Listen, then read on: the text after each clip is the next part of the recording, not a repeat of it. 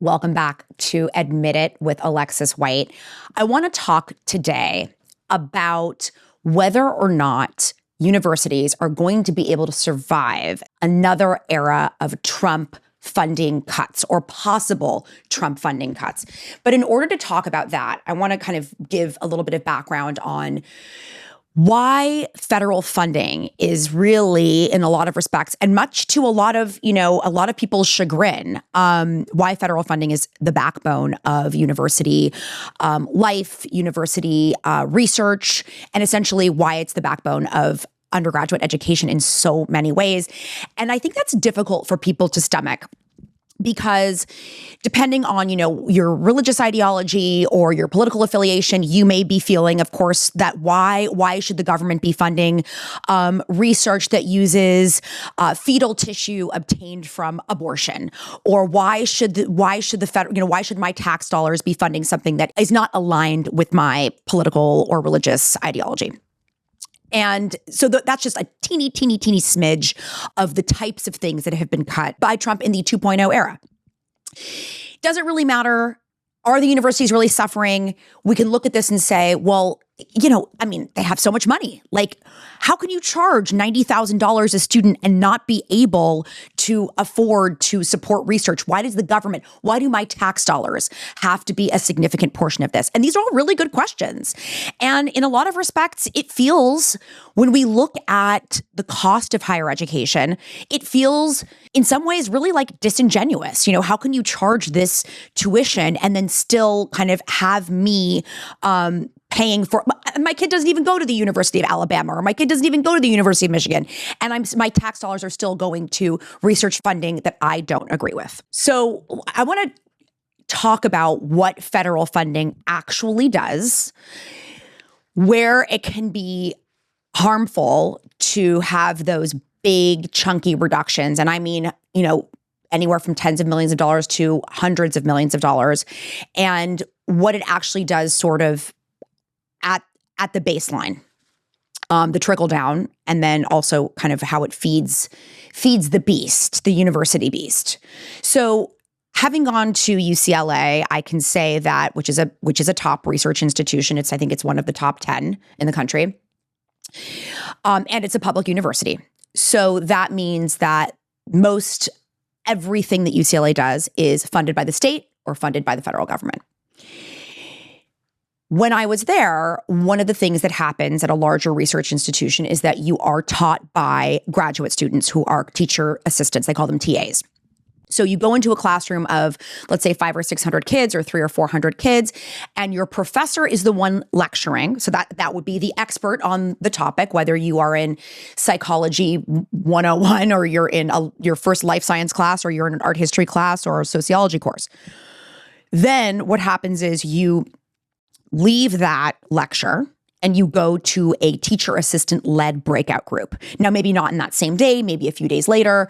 Now, this is what to some people is very unattractive about a large public university, because there are a lot of steps to acquiring information. So first you have your lecture, and then you go to a smaller breakout group, could be maybe 20, 25 kids. The TA is then essentially regurgitating the lecture and the information that was given, and you are taking notes, and you are sometimes maybe taking a quiz or a test or writing a paper in that session. The TAs are the ones that are paid for by that federal funding, for the most part, at a public university. So that's their job, and that's how they stay employed on campus, and also that is how they can afford to do the research with the professors. So let's say you have a professor of psychology who's doing research on the effects of ADHD medication and anxiety. A teaching assistant is going to be one of the people that is collecting data, that is disseminating the data, that is analyzing the data, and then very often publishing the information that would ultimately be very useful to drug companies, hospitals, etc. So that's the very basic concept. And I don't think anyone's arguing with that, right? Like yes, we want to pay these people. Yes, we want them to do their work and whatever. But federal organizations, such as, for example, the National Institute of Health, NIH, which I'm sure you've heard many things about, especially over the last year or so. NASA. Okay. These organizations are federal organizations. Okay. They survive on federal funding. They are not related to the universities, except for the fact that they rely on university research. Why? Why can't the National Institute of Health have its own research facilities? Why does this have to be something that's connected to a university? First of all, we're going back to the money issue. Also, so first of all, it's expensive. They don't have the funds necessarily to perform their own research. They also don't have the facilities that are robust enough to continue performing that research. Imagine how much research is done, whether it has to do with cancer or HIV or diabetes.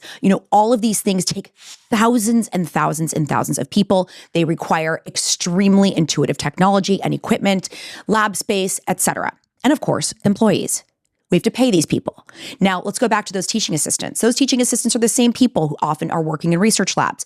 How do we pay them? Well, they get a salary, right? Or some sort of stipend. They possibly get health insurance, right?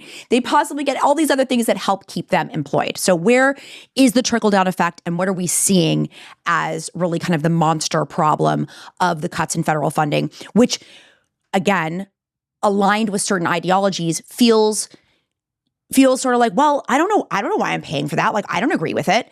And again, that can feel very uncomfortable for some people, but also it's good to know how this continues, because in 10 years, we're going to be seeing a major backlash with universities, and it's going to end up being reflected in tuition. So when funding is cut, the whole pipeline slows down. And even though we love to say, well, the universities have all this money, they have endowments, they have this, they have that, they can just pay for it. It doesn't really work like that. So you might think, oh, well, Pfizer or this drug company could pay for the research. And they do pay for certain amounts of research, but a lot of private companies really do not have the capacity to fund research and to pay the employees in the way that the universities do and can. It's also very risky and very slow to pay off. So private companies really don't want to invest those funds because it might take 10 years longer to figure out that a GLP-1 can be a lifesaver for a diabetic. If a university does it, it might take 2 years. And there's really no easy replacement for that. So who is hit with these cuts? Okay. Obviously, medical research, that seems to be the top one on everybody's mind and the big concern. Medical research having to do with cancer, Alzheimer's, infectious diseases, then climate research, public health and epidemiology. Those things were obviously critical during the COVID-19 pandemic. Engineering, technology, advanced materials, the things that drive our economy forward. So this is going to mean that we have fewer clinical trials. Clinical trials are expensive, right? You got to get hundreds of people to be part of something. You have to do the research. You have to track it. It takes a long time, which then ultimately delays drug discoveries. Again, I'll go back to the GLP-1 or to mRNA vaccine or something like that. We get slower responses to emerging health threats. So COVID-19, the next pandemic, which I hate to even put out there, but let's say that's a thing. How are we going to make sure that we are on top of anticipating the next pandemic, which researchers are doing and researchers were doing for years and years and years before COVID-19 actually hit? So we get less innovation in clean energy and infrastructure and all of those things that ultimately are economic factors. Those are things that drive the money bus in our country. And if you look at the United States, with respect to other countries in the world, there are so many things that we are so behind on with respect to technology, with respect to education, with respect to medicine. It's pretty crazy. So the other thing that happens is you're going to get great talent that leaves academia or that even leaves the country because they can't make any money. So that's another hard thing to stomach. If funding is unstable, and I work with so many kids who want to be researchers, who want to be scientists, who are super passionate about discovering the next thing that could save the universe, right? We need this passion. We need this talent in our arsenal. So when I work with high schoolers, 15, 16, 17, 18-year-olds who are like, I want to go into research. I want to be in a lab for the next 12 years, and I want to discover X, Y, Z, A, B, C. They are going to be less likely to want to move into those careers if the money's not there, right? Because they're not going to get paid. And if the jobs aren't there, it's definitely becoming less and less attractive. Also, in that respect, cuts are going to reduce startup formation. Anybody who has, let's say, a tech startup or something that's a biomedical startup or something that could really change lives, somebody who's designing the next MRI machine that's going to make MRIs, cut the time of getting an MRI in half or cut the time of the results or whatever it is, those people are going to be less likely to want to develop the technology if they don't have the funding to have the jobs that lead towards the research that gets to that thing in the first place. Okay. And then we can say it's a big hit to us economically and globally. We fall behind and it's kind of becomes like not a good look for us.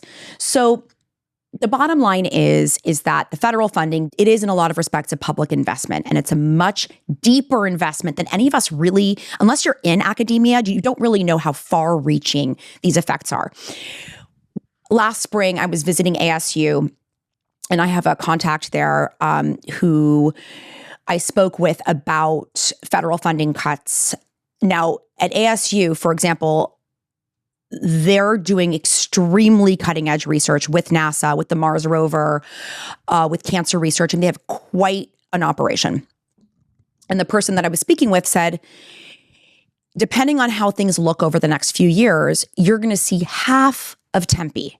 Okay, so Tempe is where the home base of ASU is, downtown Phoenix, Tempe. Half the people are going to leave. We're not going to be able to sustain our city's economy because 80% of the people here, or whatever it is, don't quote me on that, are employed by the university and are engaging in high-level research. Okay, what are the universities that are the most effective in the research space? And who has been affected very deeply by these cuts? Okay, the first, Johns Hopkins. So Johns Hopkins is at the forefront of cancer research. And so they're working on the most cutting edge immunotherapies, precision oncology, a lot of things like that, where their funding has really affected the ability to keep moving forward with global health research, infectious diseases, et cetera. Hopkins is the largest recipient of National Institute of Health grants. So even partial freezes to those things and slowdowns really, really hit hard for them. Harvard, one of the main things that has been targeted is the tax liability for Harvard's endowment. And in particular, as a result of the anti-Semitic complexities and things that happened on campus after October 7th. So that's been something that the Trump administration's been really vocal about. Apart from that, though, if we're talking about the actual federal funding, research, all that stuff, let's not talk about the endowment piece because that's a whole other conversation. Endowment, by the way, is private money. So that is, if Harvard has, a $200 billion endowment or whatever it is, then they're taxed accordingly on that. And that, for all intents and purposes, makes sense. The research that has been affected, though, by the cuts at Harvard has been cancer biology and clinical oncology, neuroscience, and in particular, the work that they're doing for Alzheimer's and Parkinson's, gene therapy, and mental health and addiction research. They're at the forefront of that. Lots of treatments, particularly in the cancer space, that are in clinical trials, things that are on their way are now stopped in their tracks. People getting fired, the lab is closed, end of story. So when you think about it that way, like the person in your life who is suffering from cancer, when you think about the fact that they could possibly have benefited from this particular treatment, if in fact it went to clinical trials at a certain point and could essentially have been delivered to them at a critical juncture, it's pretty wild to think about how tricky that is. Okay, University of Texas system. They're also doing a lot of stuff with radiation oncology, cancer prevention and early detection. Duke, they're doing a lot of stuff with diabetes and cardiovascular disease, and they have a pretty big clinical trials infrastructure. And then a lot of land grant and public universities. So that's going to be the ASU I was talking about, Kansas State, the UC system. Those types of schools do a lot of work with agricultural science, food safety, environmental and climate research, water infrastructure. So it just goes kind of like so beyond kind of what we actually think. And when I was researching this, I was like, wow, these are things we don't always think about. The thing that people kind of miss is that when there are federal funding cuts, it doesn't mean like the door is closed on the lab and it shuts down. It just means like the project stalls halfway through And then young researchers who are hungry, who want to work, and also who are willing to work for not that much money are like, I'm out. I got to find another job. Then the clinical trials don't scale. You can't take something from that small pea-sized concept and inflate it to, access 1 million people, let's say, because there just isn't the funding for it. And then ultimately, what are we looking for? We're looking for breakthroughs. We're looking for breakthroughs in technology. We're looking for breakthroughs in science. And those breakthroughs will be slowed. As of now, the prediction is outcomes that might have appeared over the next 2 years are now probably not going to appear for another 10 years. It's pretty tricky. So there's the restriction on NIH-funded research. One of the main things was the banning the use of human fetal tissue from abortion in NIH-funded research. So it's also something to think about as far as what that tissue is used for. It's used for HIV research. It's used for cancer research. It's used for stem cell research. It's used for a lot of things like that. That's been something that's been really obviously controversial. In 2025, the Trump administration froze or ended thousands of NIH and NSF grants worth billions, which is going to be reshaping things. But at the end of the day, what I'm talking about is the trickle down, the critical trickle down. Particularly, by the way, if you are a student or you have a student who is passionate about STEM. And this is happening not just in blue states, guys. University of Alabama is at the forefront of research. They're as red as they come as far as a red state is concerned, and they're very much affected by this. So we have to see what ultimately ends up happening. Now, one of the other things that's important to understand is that at universities, funds cannot be reallocated. So let's say a university has a very large endowment. And like I said, that's private funding. When we just say, well, like the university should just pay for it. Like if they want to do that kind of research, they can just pay for it. The problem is they can't. I mean, they can theoretically maybe move some things here and there, but you can't take endowment money that is tagged for a certain thing. Okay, let's say it's tagged for financial aid, or it's tagged for psychological departments, or it's whatever it is. You can't decide to move those funds to a place that they weren't originally allocated for. And that, I think, is what's really tricky. And that is why when we say, oh, well, such and such is such a rich university, who cares? Well, it doesn't really work like that. If money is not allocated for that department, that's out. The cost of higher education is actually not in lockstep with inflation. The truth is that, and it's hard to understand this or even wrap your head around it, that a school that's costing $80,000 a year to keep those lights on, to pay the professors, to pay the TAs, to keep things running. And when you go to some of these campuses, when you walk onto the USC campus, you go, wow, this is a gorgeous campus. This is amazing facilities, all that stuff. Who is paying for that, right? So the tuition is not really commensurate with what we're dealing with inflation if a school wants to provide a certain level of experience. So that's also something to think about. And so this is all kind of in the zeitgeist and what we're contemplating as we move into the second year of Trump 2.0. It will be interesting to see whether or not he rolls back some of these things. A lot of them have been challenged by the courts already.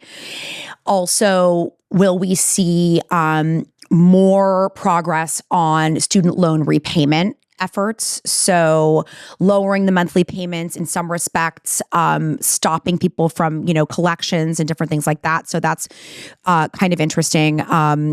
And so that temporary pause on harsh collections for student loans could also be very helpful. So we will see. The administration is restructuring the loan payment system. Maybe we'll see something positive out of that. If the research money continues to be cut, I expect we're going to see big changes in admissions in the next 5 years. So that will be something that is interesting to watch. Now, let's go to the emails. Okay, so I love this one. Someone says, I have a topic that might be interesting. My now college senior didn't get into his top 3 choices, but it ended up being the best outcome. Had he been admitted to any of those 3 schools, he would not have been able to switch from being a math major into the engineering school for CS, computer science. So his then rejections turned out to be a blessing because he was able to do this at his current school, Tufts. Highly unusual for a selective private school. He did not know he wanted CS upon applying and only figured it out after the first semester. Just a perspective on getting what you need and how things can and do work out. So I see this a lot, and in particular with the early decision plan, where a student doesn't get into their top choice, which would be their early decision choice, let's say. But then all of a sudden they find out that they get into UCLA or UC Berkeley or a school that didn't have an early decision plan. And they go, wait, this is kind of cool. Like, I would never have known. If I had gotten into whatever school that I applied to early decision, I would have pulled all of those applications. I would never have known that I got in. And this is actually really cool. And now I have different options. Sometimes that works out really well financially for a family. And other times it works out really well sort of holistically with respect to a student's major. So originally the student had started the application process as a math major. But then once he started getting the rejections, he kind of switched directions. And that seemed to be a blessing because now he's in computer science, which is what he really loves to do, and probably would never have known that had he gone into those initial schools as a math major. So it's one of those, like, it always works out. You know, I try not to be trite or sort of cliche, like, you know, you're always going to, it's all going to be fine type of thing. But it is true that this process delivers really interesting results when you can sit back and ride that wave, which is something I'm always trying to impart to my clients and to anybody that follows me on social media, that the chips will fall where they do, and you can do whatever you can and want to appeal, to fight, to get what you want. But I'm always saying you will almost always get what you need from this process. And then kind of what you need turns into what you want, and you didn't even realize that what you wanted was what you needed. And that's it for today's episode of Admit It with Alexis White. If you want to submit topics for us to discuss in the podcast, or you've got questions you want me to answer, email admititwithalexis@gmail.com. Thanks for tuning in to Admit It with Alexis White. If you're working on your college applications and want guidance every step of the way, visit alexiscollegeexpert.com to find resources and support tailored for you. For even more tips, stories, and college insights, make sure to follow me on TikTok and Instagram @collegeexpert. Until next time, good luck, and remember, you don't have to do this alone.